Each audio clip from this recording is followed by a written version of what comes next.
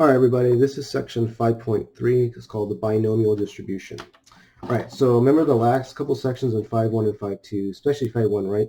We created a probability distribution, right? So given the data, and the probabilities themselves, right? And then from 5.2, we can find the expected value or the mean of the probability. Now, in this section, is figuring, okay, what if we're not given the frequency distribution as to construct it from scratch?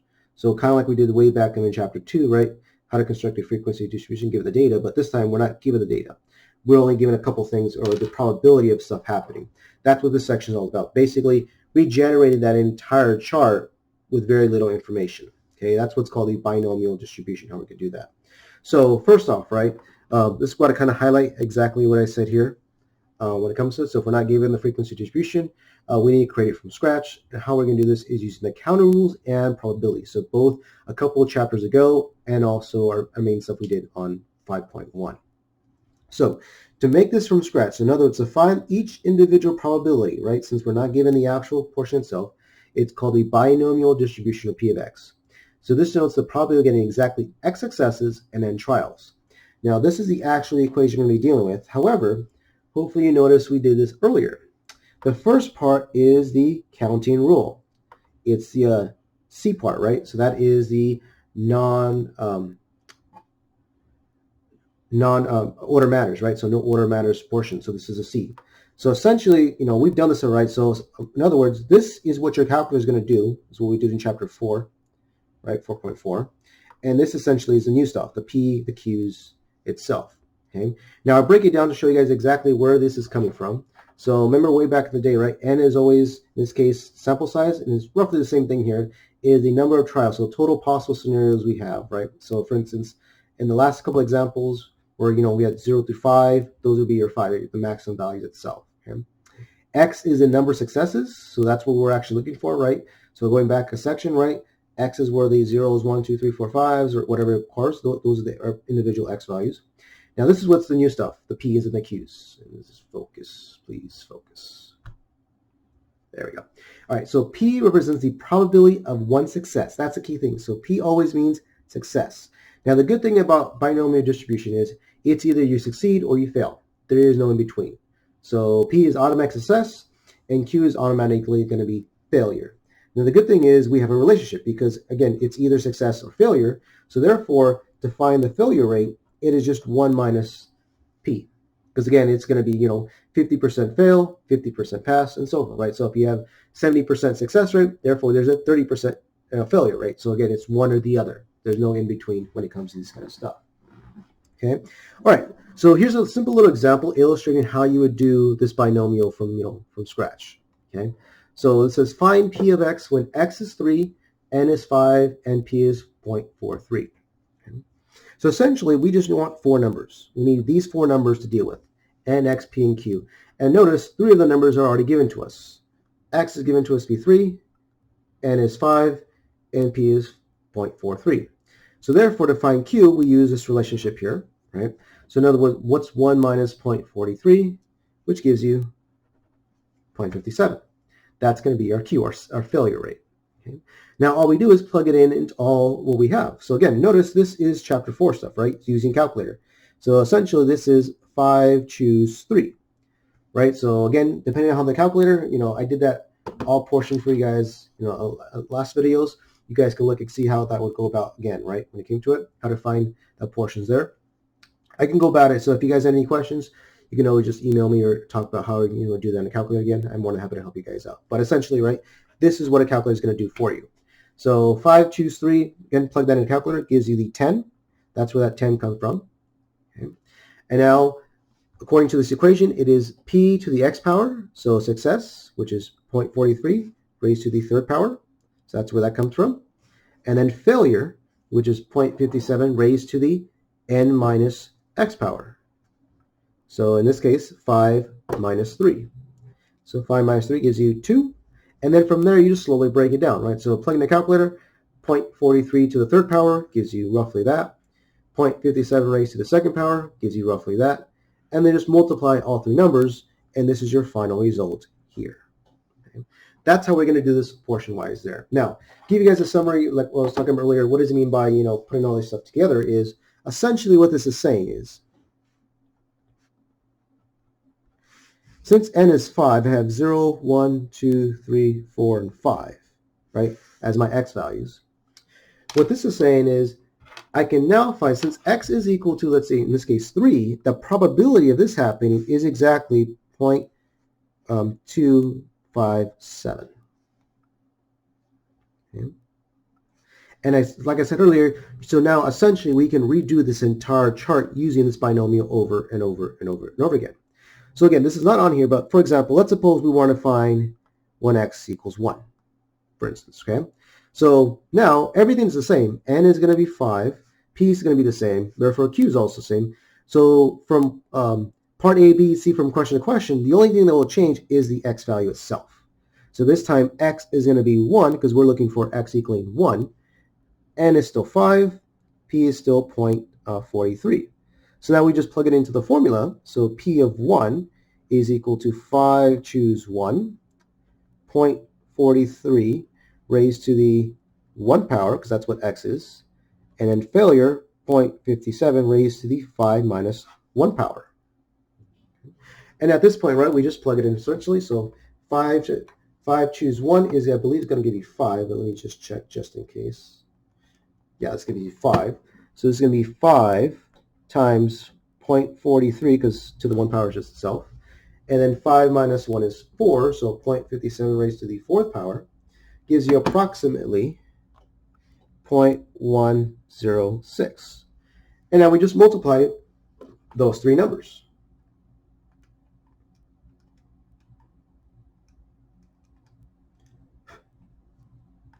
Okay. So that gives us a grand total of 0.228. And again, now essentially we can do this entire chart from there. So we can do from 0, 2, 4, and 5. And again, the only thing that will change is the x value itself, right? And you just plug it in and eventually that. That's what we can do in the entire section. That's it. Is figure out 4 numbers, and then from there, plugging them in and see what we get actually out. Now, I will never ask you to regenerate this entire chart because sometimes it just takes tedious amount of work. But essentially is, instead of actually creating all of it and then just picking the ones we did in section 5.1, is now I can just choose 1 or 2 of these and instead of have to do the entire list. That's what this binomial is all about here. Okay. Now, I said this on the last videos, but again, this is a quick little reminder because these will come up pretty much the entire semester now, these 5 things.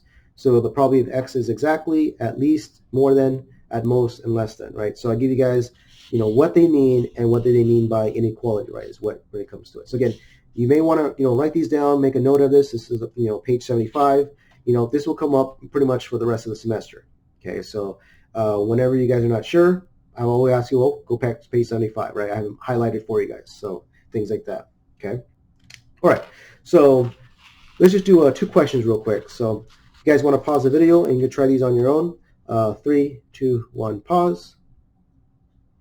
Okay, so now let's try these on your own. Hopefully you guys got these, right? So in this case, x is 5, n is 9, p is 0.59. So therefore q must be 1 minus this, or 31, if my math is correct, or 41. Oh, 41, sorry. 41. Yeah, 41. Okay. All right, so now we just plug it into our formula. So this is going to be 9 choose 5, p raised to the 5 power, and then q raised to the 9 minus 5 power. So now again, what we just simplify. So 9 choose 5 is going to be 126. 0.59 to the 5th power is going to be 0.071. And then 0.41 raised to the 9 minus 5 is 4. So the 4th power gives you 0.028. And then we just multiply all 3 numbers itself. All right, so we get you a grand total of 0.250 as our answer. Okay. So hopefully you guys got that. And now for B, essentially it's the same thing, right? So in this case, it's actually, it's the same thing as we did above, actually. So sorry about that. But hopefully you guys didn't realize that and did it correctly. But it's the same question if you guys didn't realize it. Yep. So just look above.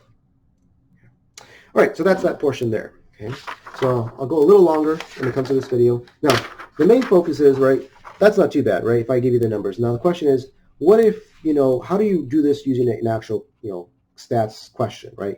Plug it into, things like that from the actual wording.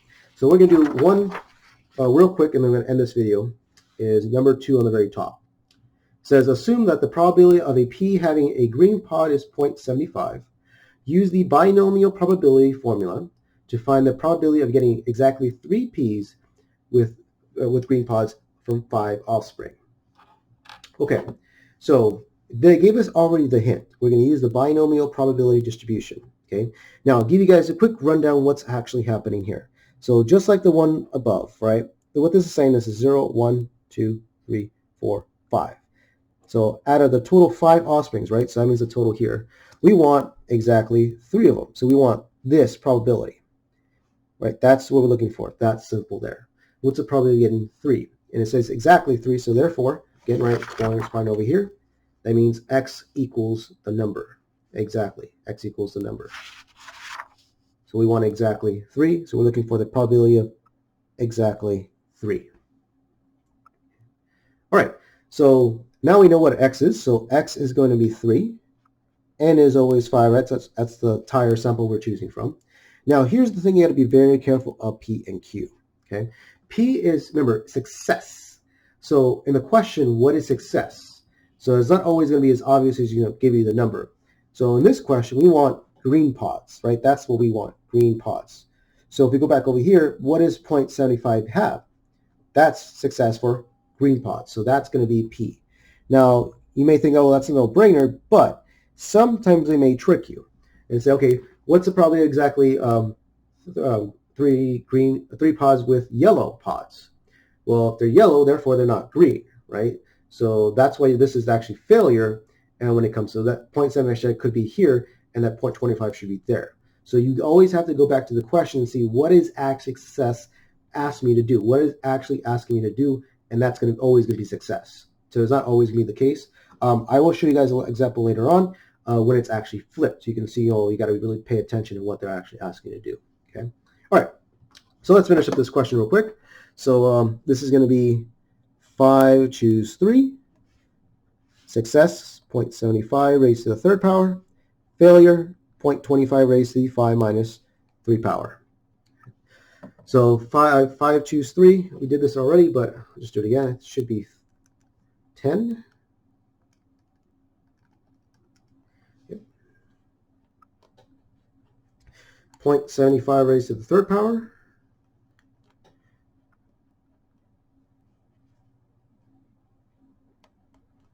And then 0.25 raised to the 5 minus 3 is 2. So just squaring it. Gives us that. And then our final answer is just the multiplication of those 3 numbers.